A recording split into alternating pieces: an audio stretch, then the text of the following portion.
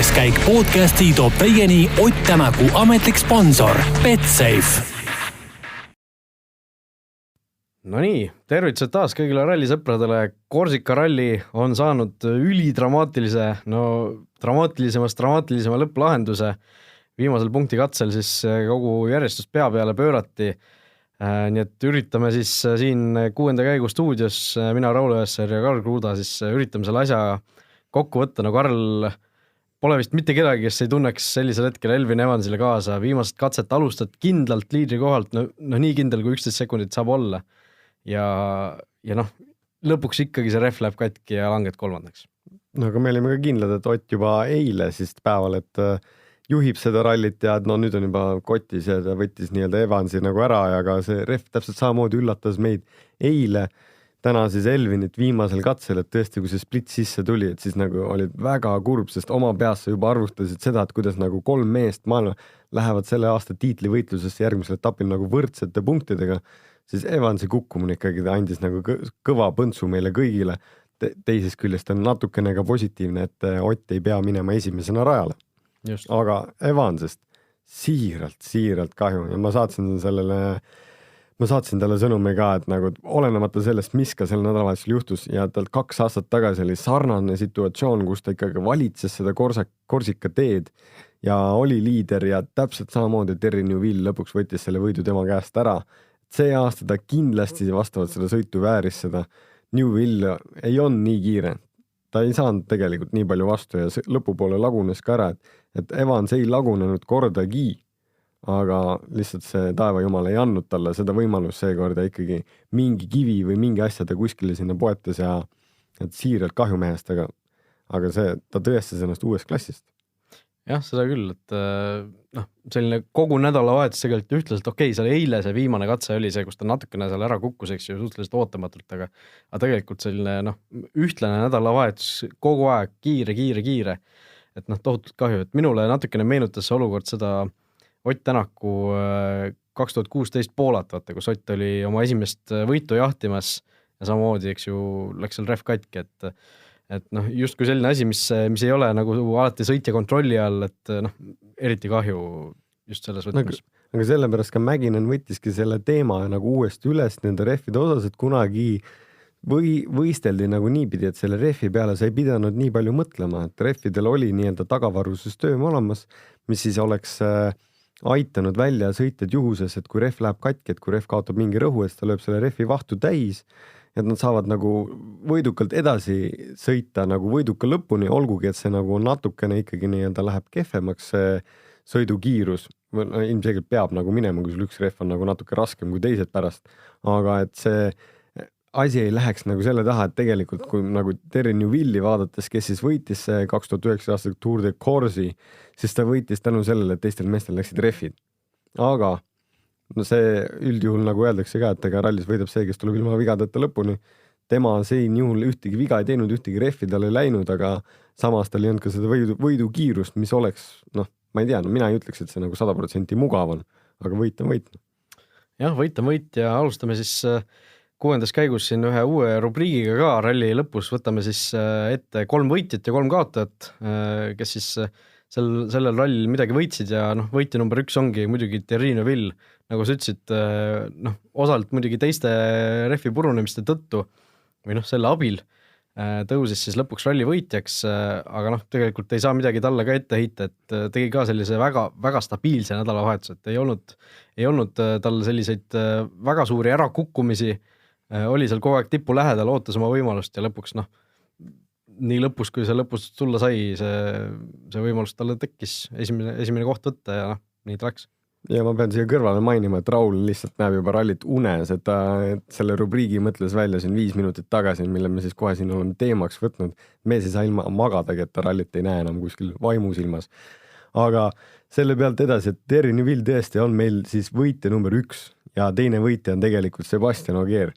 Et nädala alguses või nädalavahetuses alguses saati mees on tegelikult struggeldanud, näinud vaeva, auto ei ole toiminud, on otsinud seadistust, proovinud erinevaid asju ja tegelikult mõlemad lappiga selles meeskonnas olnud väga nii-öelda nagu vihased selle auto peale, sest arvati, et need kaks Citroeniga, et Citroen on asfaltiri kiire, on kindlad soosikud, siis nemad just olid need, kellest oleks kõige vähem olnud arvata, et nad üldse ei saa konkurentidele vastu, versus siis nii-öelda tegelikult Fordid, kus tuleb ka siis meie kolmas võitja välja, kelleks on siis Teemu Suninen, just nimelt.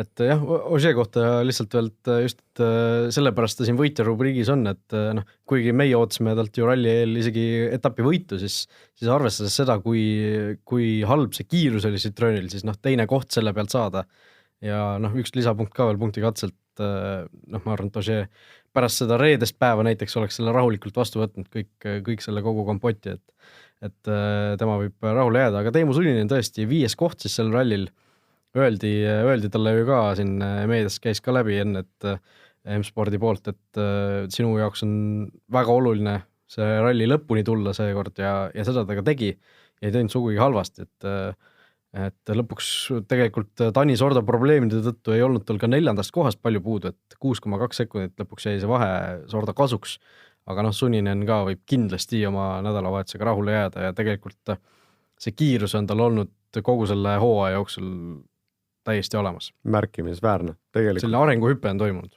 Suurepäraselt on see aasta sõitnud, tegelikult on ta nii-öelda Oti sõnu on ta jalad kõhu alt välja võtnud ja sõitma hakanud, aga kui me kõiki neid 3 võitjat siis nagu vaatame ja tegelikult Newville ja Ogier siis, kes nagu lõpetasid nagu 1-2 ja Ott siis, kes tegelikult lõpetas meil 6. tänu rehvi purunemisele, mis nagu oli natukene nagu mõru meie jaoks, siis tegelikult kui sa seal 2 minutit nagu maha arvutad, siis need 3 venda olid ikkagi nii-öelda 1, 2 ja 3. See meie mõistes või meie heas olekus oli see, et Ott oli ikkagi see ralli jälle kõige kiirem etapi peal, mis talle üldse ei meeldinud, aga seekord kahjuks ta meie võitjate sekka ei kuulunud. Just, nii et jah, lähemegi kohe Ott Tänaku juurde, 3 kaotajat, Elvin Evans, Ott Tänak ja Chris Meek, olgu siis ette loetud.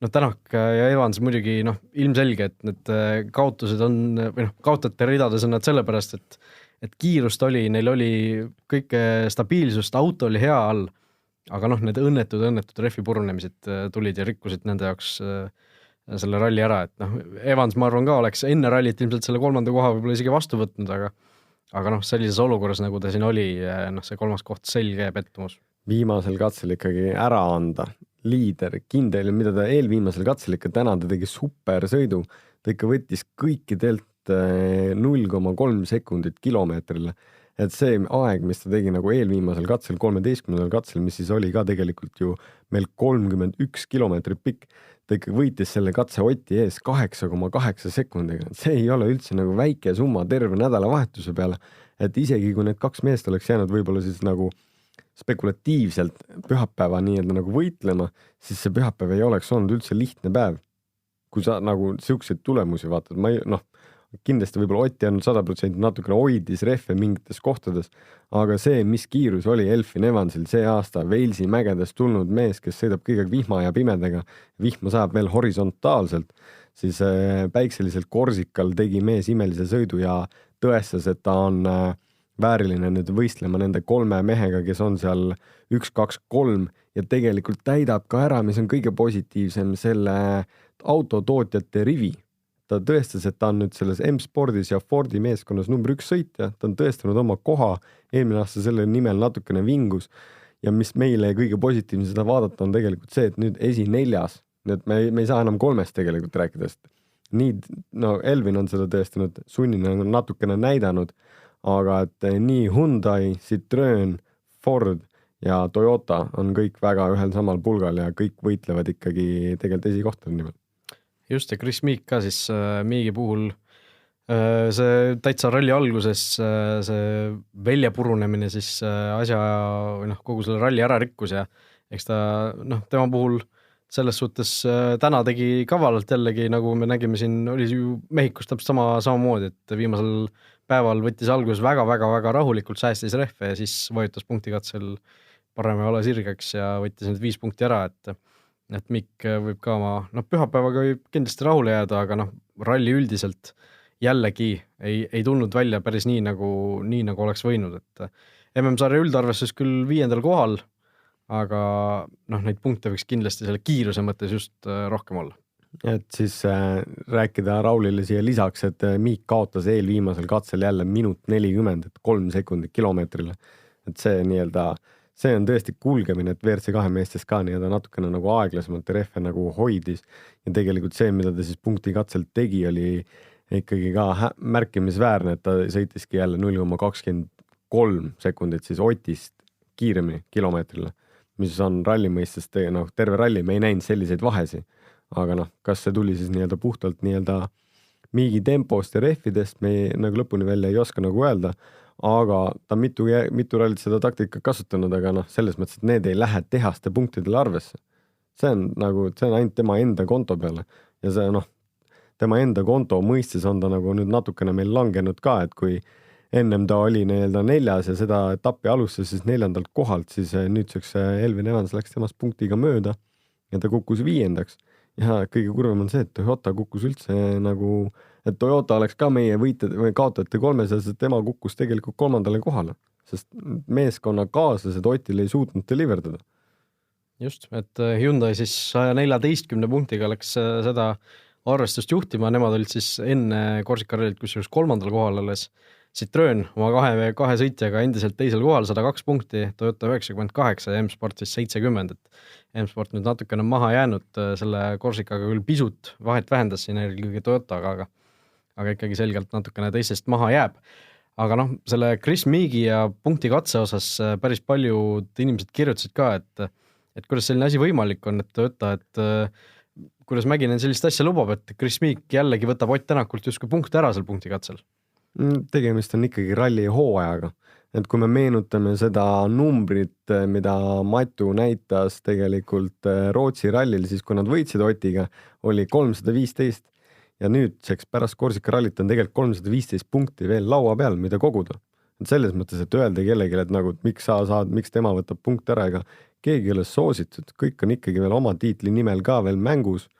Hooaja keskelt see pilt nagu muutub, aga praegu ikkagi kõik on veel võimalik. Nagu sama, mis eelmine aasta Ott meile tõestas, et poole hooaja pealt, kus inimesed hakkasid juba nii-öelda nagu maha matma, et see hooaeg on läbi, siis tegelikult mees tuli ja Austraalias alles me nägime seda lõpptulemust, mis üldse saama hakkab. Et selle peale, mina ei heida mitte midagi, et kõik, iga mees enda eest on veel. Minu peast arvutamise skillid ütlevad, et 300 punkti on veel laual, kui 10 etappi on veel jäänud, siis igalt etapilt 30 punkti oleks 300. Aga 10 etappi, noh? See selleks igatahes see selline väike analoogide tõmbamine väike error. Oli jah, väike error, aga pole hullu, rallisõitja, ma ei tea, kuidas matemaatikaga peab olema, kaardilugejal peab rohkem olema. Matu arvutas kõik aeg. Just. Mul nüüd on häbi, muud ma ei ütle. ei ole hullu. Igatahes lähme edasi, sina ütled ühesõnaga siis, et praegu ei peaks selle peale mõtlema Toyota, et las see Miik võtab neid punkte ja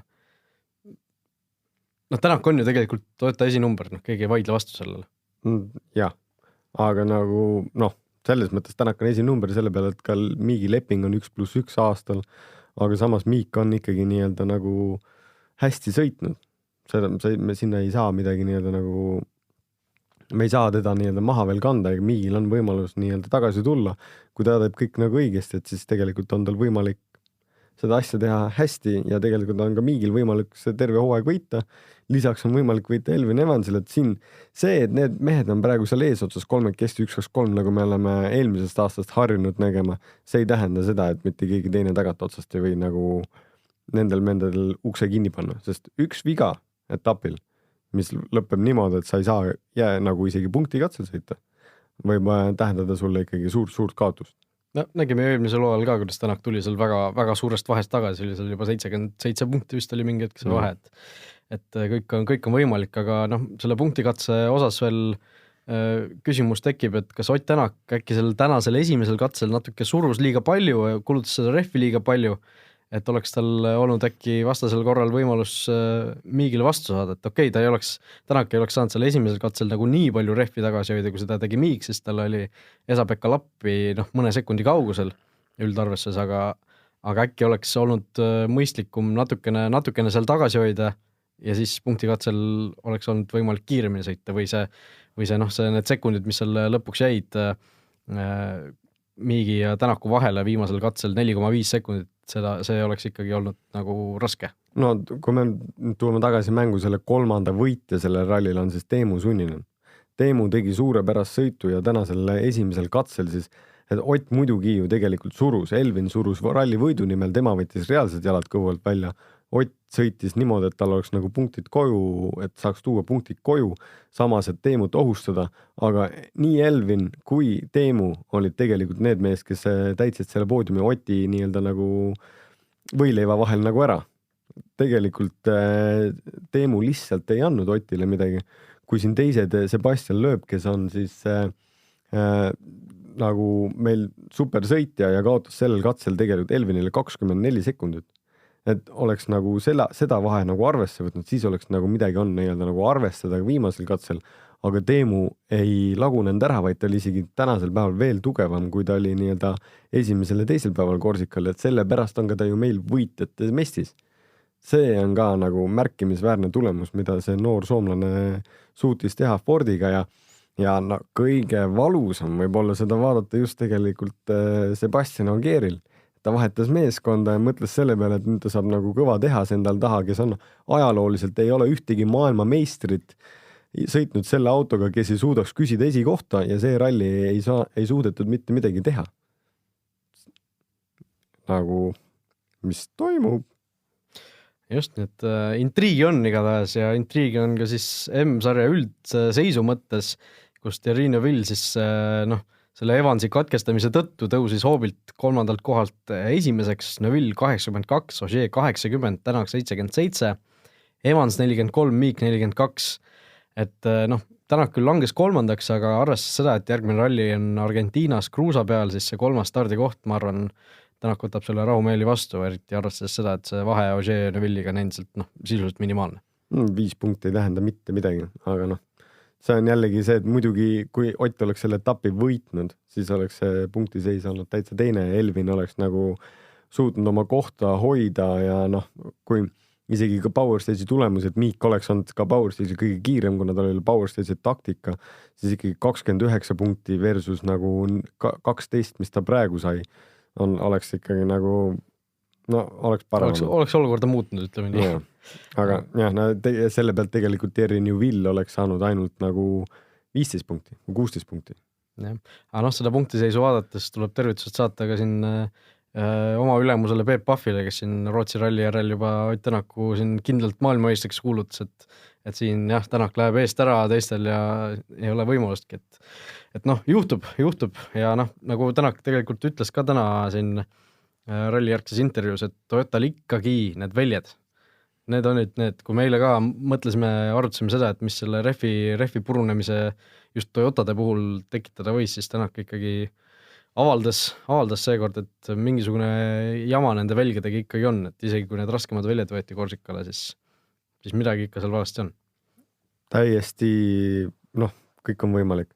Aga ma arvan, et see ei ole ka Ott ainukene, kes nii-öelda väljendab seda muret, ega paljud fännid ikkagi, me oleme juba kõik elame selle asjale nagu nii hullult kaasa ja kõik ikka küsivad sama asja, mis teema nende velgedega on. Eelmine aasta oli põhjaplaat ja nüüd on väljed. Eelmine aasta on põhjaplaat, nüüd on väljed ja samamoodi, et ega tahaks ise ka küsida, mis teema siis nende velgedega on, aga ei sega neid nagu inimesi, kui kunagi tuleb nagu välja, et siis see tuleb nagu omal ajal, mis see siis on ja tänasel puhul ka siis Ott nagu rääkis, et võib-olla ikkagi mingi teema nagu velgedega on, aga ma ei saa öelda, et minu telefon punane ei ole, et kui nagu refi purunemine oli, et siis kõik küsisid mu käest, mis teema nende velgedega on.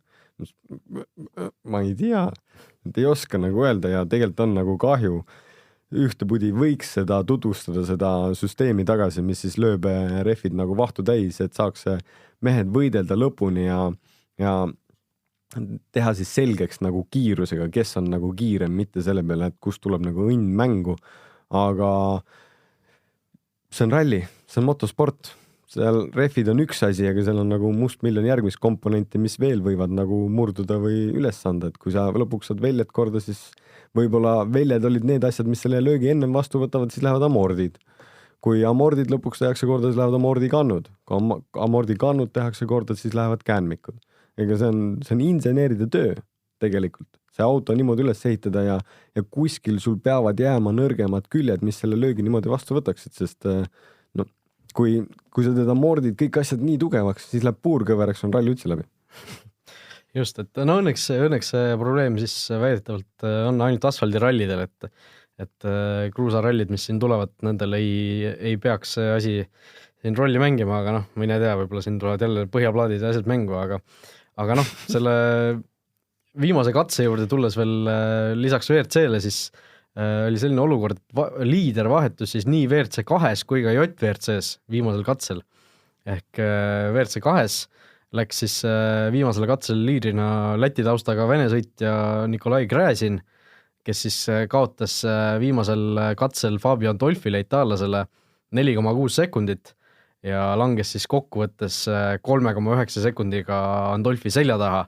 Ja JVRC-s tegelikult suhteliselt sarnane olukord, liidrina läks viimasele katsele Tom Kristenson, rootslane, kes siis kaotas sakslasele Julius Tannertile 6,2 sekundit ja lõpuks siis 1,9 sekundiga Tannert teda edestas, et väga põnevad lood ka sealt ja Roland Poom 6. koht JVRC sarjas. Väga hea tulemus, arvestades seda, et tal ikkagi 2 rehvi läks ja seal esimest korda asfaltetapil, et ma ei soovinudki või ei oskandki tal küsida nagu suurt tulemust. Vähemalt see esimene etapp on tal selja taga ja ta on sealt saanud endal mingi punktid kätte, katsevõidupunkte küll mitte, aga ta on saanud nagu super kogemuse, millega siit nagu edasi minna nagu järgmistele asfaltetappidele ja noh, ega ta ei olnud ka ainukene, kelle rehvid läksid rehve nii esimeestel kui nendel, aga ma ütlen, et siit on ainult õppida ja kiiremaks saada, selles mõttes, et ei tasu pead norgu lasta ja see etapp on üks raskemaid etappe ja eestlaste mõistes on see meile on see väga keeruline, sest meil ei ole üldse nii palju kurvegi siin riigis, kui seal on võib-olla ühe katse peal. Jah, kooliraha tuli kõvasti maksta ja Korsika on selleks ikka väga kõva koht igatahes. No väga kõva koht, sinna tegelikult tasub niisama lennata kohal autorentide ja sõita ja siis saad aru küll, millest nagu jutt käib. Ma kuulsin ka, et meil ka isegi mingid ajakirjanikud, seal Eesti ajakirjanikud, kes sõitsid seal ringi, pidid ka seal pause tegema, nagu me Martin Järvest ka rääkisime, et kui süda pahaks läheb, siis läheb süda pahaks, midagi pole teha. Siin oli ka arutelud, Martin ütles, et rallil, mis te räägite, et 10 000 kurvi, et ta oli 6100 ainult, aga kui me nüüd arvutaks tegelikult ülesõidukurvid ka sinna juurde, siis ikka me jõuaks mingi 20 000-ni. Selles mõttes see on selles mõttes, kui WRC Plussiga vaatasid, siis see on väga ilus saar, seal on super toit, prantslased teevad süüa, seal on Kreeka kultuuri, Itaalia kultuuri, see oli kunagi erinevates mõjusfäärides. Nüüd eelmine aasta tegelikult liideti mõlemad saare pooled, mis need olid siis eri valitsuste all natukene, nad on Prantsusmaalt veel eraldatud, aga see kultuur, seal prantslaste kultuur on olemas, saar on ise ilus, palju on seal näha, palju on seal teha ja veel rohkem on seal süüa ja veini juua. Just. Et tõesti, need kurvid ja kõik see oli ikka päris jõhker aga kui siit edasi minna, siis jõhker on ka Betsafe'i uue kliendi pakkumine. Et seda me oleme siin terve nädalavahetus reklaaminud, et kui endale konto teed uue kliendina panustad seejärel vähemalt 10 euro eest, vähemalt koefitsiendiga 1,5, siis Betsafe annab sulle omalt poolt 25 eurose tasuta panuse ja sellist pakkumist saab siis 4 kuud järjest kasutada, nii et kokku võimalik 100 eurot tasuta panustamisraha saada endale. 4 kuud? 4 kuud, 100 eurot, nii et tasub teha. Aga läheme edasi meie küsimuste rubriigi juurde. Kuulajatelt on taas laekunud meile päris mõnusal hulgal küsimusi ja võtame kõigepealt ühe Kristjani küsimuse ette. Küsib siis Kristjan selle kohta, et mis hetkel finišis aeg kinni läheb, et kus kohas see mingisugune andur või asi auto küljes asub. Et me kunagi vist rääkisime ka sellest natuke igasuguste valestartide ja selle kontekstis, et aga pole hullu, et kordamine on tarkuse ema nii ehk naa, et kus kohas see andur siis on autos, mis selle kiirest läbi tuleb või ongi see lihtsalt auto nina kõige esimene ots, mis sellest kiirest läbi tuleb ja siis läheb aeg kinni? Auto nina on kõige esimene ots, mis sellest kiirest läbi tuleb, et autos ühtegi andurit ei ole nagu ringrajal, et seal enne starti on kiir ja nii-öelda siis kiir ja peegel siis piltlikult, et kiir tuleb tagasi nagu endale või mis seda fikseerib ja kui see nagu murdub, et siis läheb nagu see fikseerib stardis siis nagu vale starti piltlikult ja finišis on see, et kui sa sellest kiirest läbi lähed, et siis ta nii-öelda märgib selle aja nii-öelda nagu arvutis ära, see ongi see kogu teema ja sellepärast, kui lähete ka rallit vaatama, et siis kui stardist või finišist olete mööda kõndimas, sellepärast ei tohi kunagi stardi ja finiši märkidelt läbi kõndida, sest seal tekivadki need ajalised küsimused ja sellepärast ka kaardilugejad ise võtavad oma kellaga aega ja tegelikult no ütleme päris mitte 0,0 täpsusega, 0,5 täpsusega. Et see aeg on enam-vähem nagu alati ka neil teada, mis see peab olema, sest on ikka juhused ette tulnud, kus sa pead pärast oma aja eest võitlema. Just. Küsib Teet, poodiumi mehed, kas saavad siis mingisuguse rahalise autasu korraldajatelt ka või ainult karika sooja käepigistusse ja portsu MM-punkte? Karikas käepigistus, natukene šampanjat ja portsu MM-punkte. See on kõik, Mehhikos on koroona. Ei, sellepärast, et seal ei ole niisugust asja tutvustatud, et see ei ole nagu hobuste võistlus või tennis või seal nagu need pealtvaatajaskond on selline kohalikud elanikud, kui Mehhikost me rääkisime, et tehti nagu enne Medicumi rallit, kus siis tegelikult inimestele pakuti arstiabi, sellepärast, et neil ei olnud võimalik selle eest maksta, et siis ralli kutsub neid nii-öelda nagu igapäevalisi nii-öelda inimesi just nii-öelda kokku, ja tegelikult see ralli ju viiakse nendeni.